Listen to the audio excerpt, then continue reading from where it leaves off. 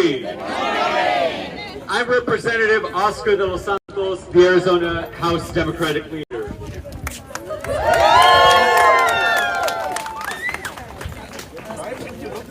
Today, my Democratic colleagues and I are proud to unveil our 2026 agenda, an Arizona we can afford.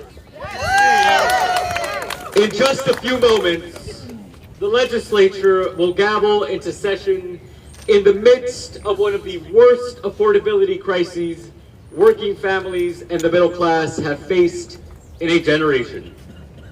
Across the worst affordability crises working families and the middle class have faced in a generation. Across Arizona,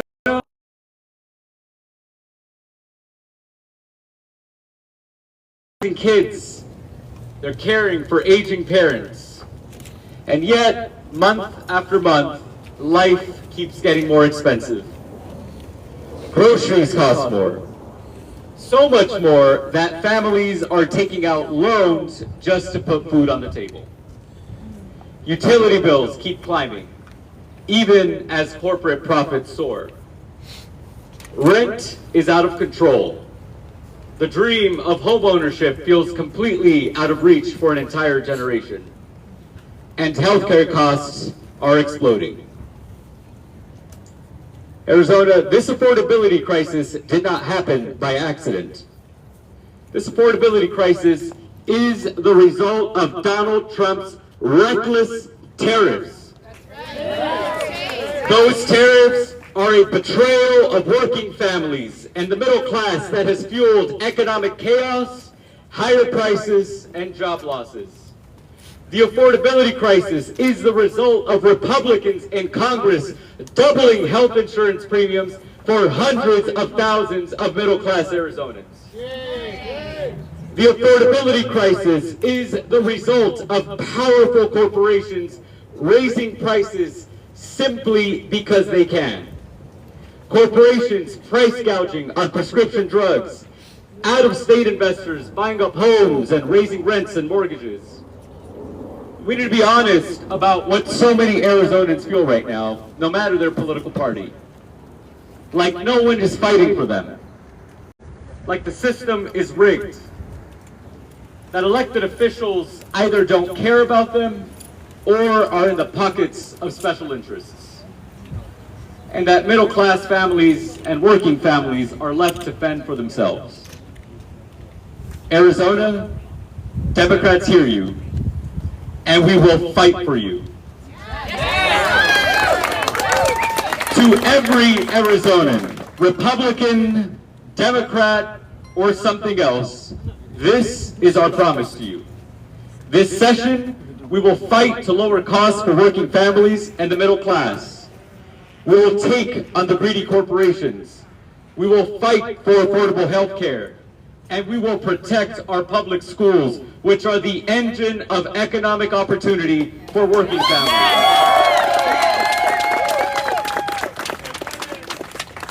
Because when working families do well, Arizona does well. Now, I want you to contrast that with what the Republicans are doing. They aren't losing sleep over rents. They don't care that your utility bills are rising. Instead, they're focused on political games and petty grievances. Just look at the bills they've introduced. One would force the Arizona Department of Health Services to investigate so-called Trump derangement syndrome. Another would force Arizona businesses to sell over-the-counter without a prescription or a medical consultation ivermectin, a horse deworming drug that crazy conspiracy theorists falsely claimed cured COVID-19. While Arizona families worry about paying the bills, Republicans are playing political games. Meanwhile, Democrats are focused on one thing, fighting for an Arizona we can afford. That's what this agenda is about. That's what this session is about. And here to tell you more about an Arizona we can afford is my friend and the Senate Democratic leader, Priya Sundaresan.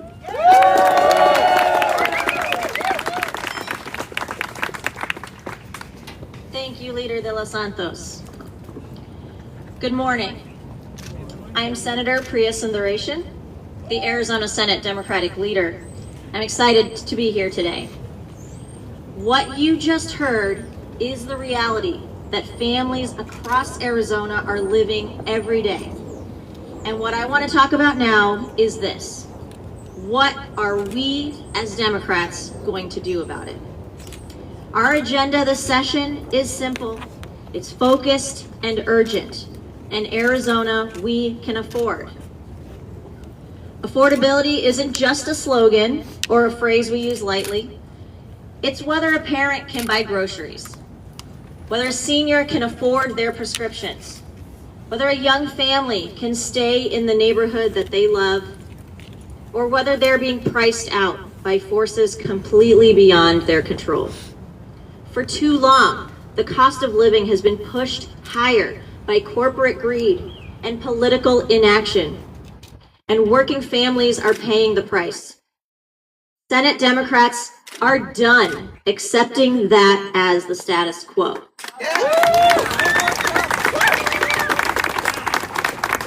We are taking on the corporate practices that are driving up everyday costs. Right now, families are paying more for utilities, not just because energy costs are rising, but mainly because powerful corporations are shifting the costs of massive data centers and AI infrastructure onto regular ratepayers. That's not fair, and we're introducing legislation to stop it. We will be cracking down on price gouging and pushing back against out-of-state investors who are buying up homes, jacking up our rents, and turning the dream of homeownership into a moving target for our Arizona families. Housing should be a place to live, not just an investment that prices people out of their own communities.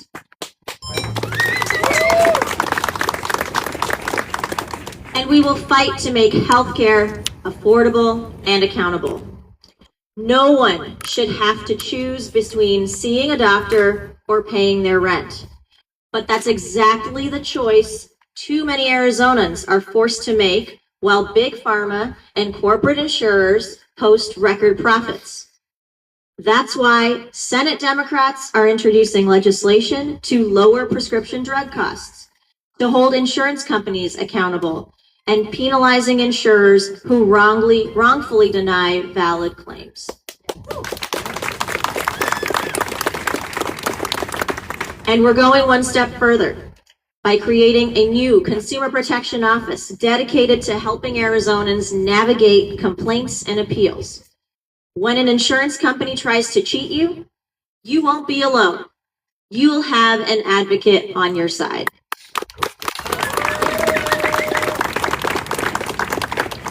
We're also committed to protecting public education and expanding opportunity.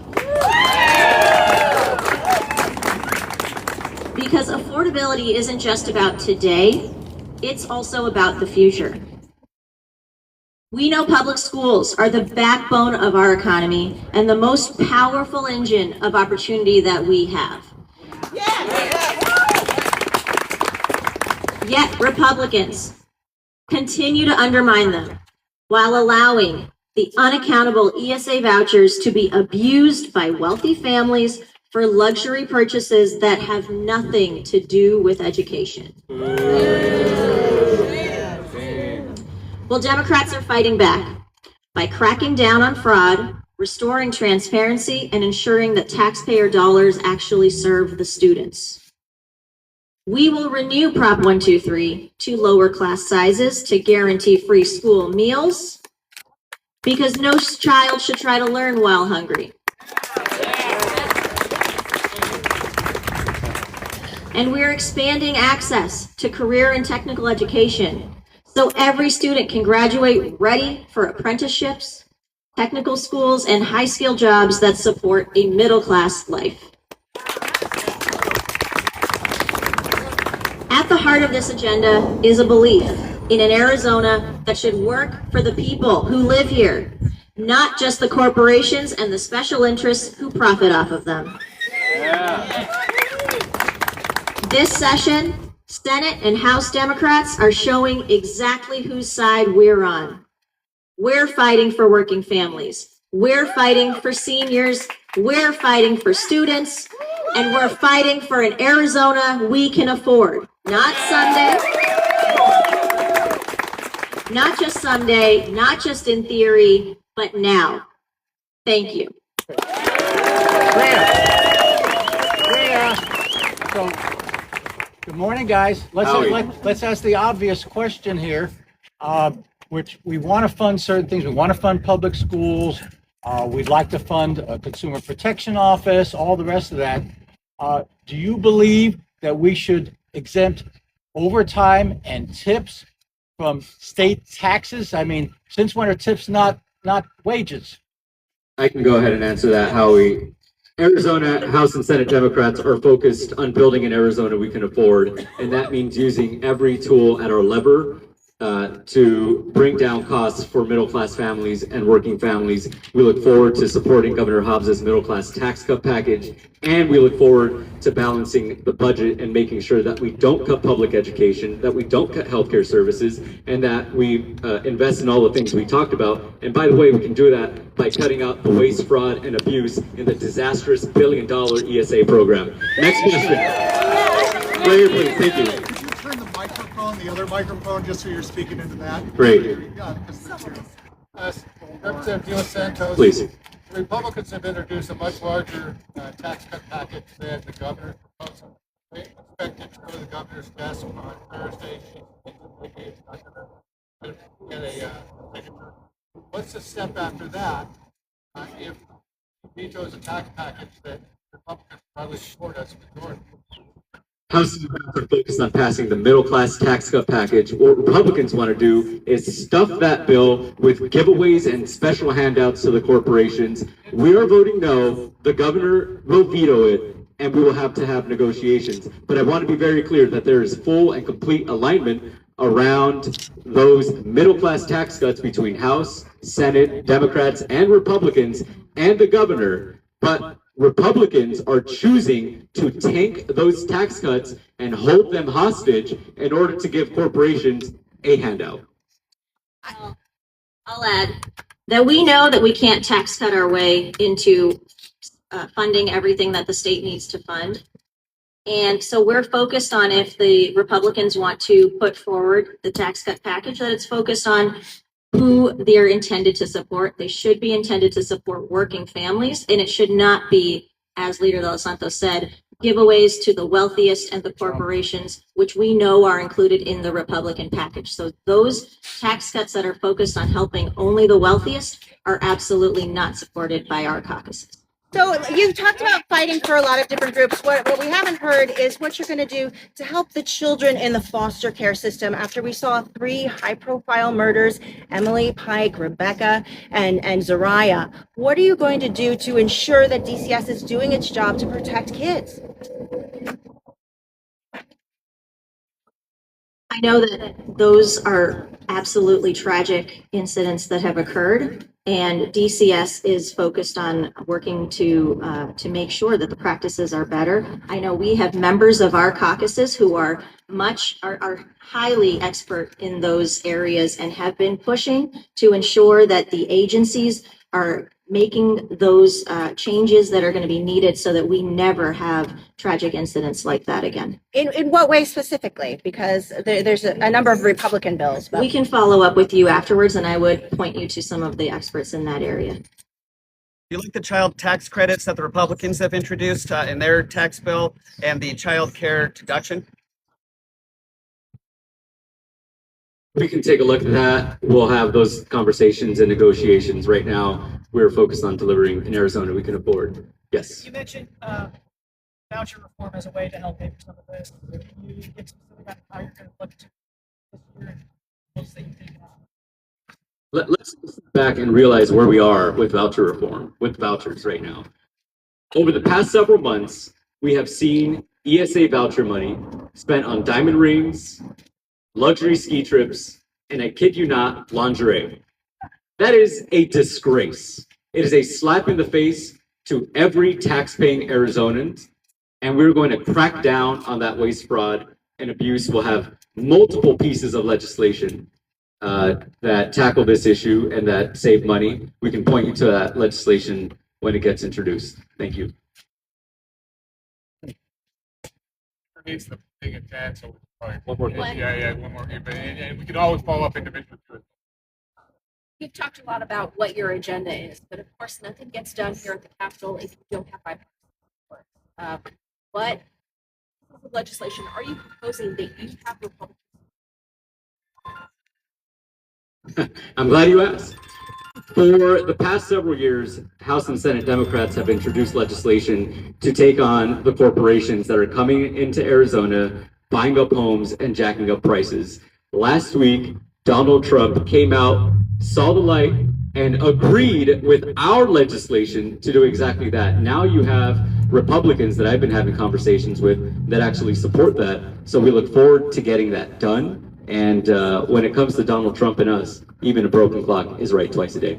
That was a great answer, Leader de los Santos. I think I'll just add that we have those ideas. What we've seen is Republicans are now starting to copy some of those ideas. Where we can find that common ground, we would love to work with Republicans. They do need to be able to, they do need to talk to us. They need to talk to our members who have long had some of those ideas to make sure that that Arizonans have an affordable Arizona to live in. So we welcome those conversations, and we'll see where it goes from there. But it does require them to talk to us and perhaps even give some of our bills a hearing. We challenge them to do so. Thank you much, everybody. Thank you.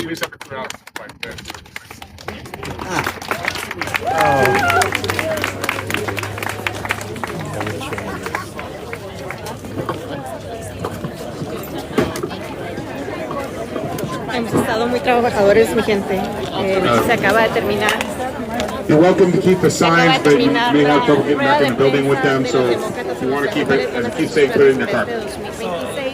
Y tienen uno de los puntos más importantes que es el de la vivienda y cómo hacerla más accesible para los arizonenses, entre otras cosas, como de educación, de salud y también cómo hacer que cualquier persona tenga que pagar mucho menos por las medicinas que hayan sido recetadas por los padres.